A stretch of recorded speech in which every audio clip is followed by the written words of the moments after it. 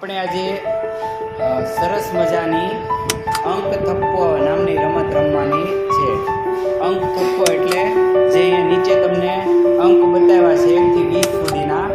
જે અંકનું નામ બોલો એની ઉપર ધાર્મિક છે એ બોલ મારશે 12. ચલો માનો 16 ઉપર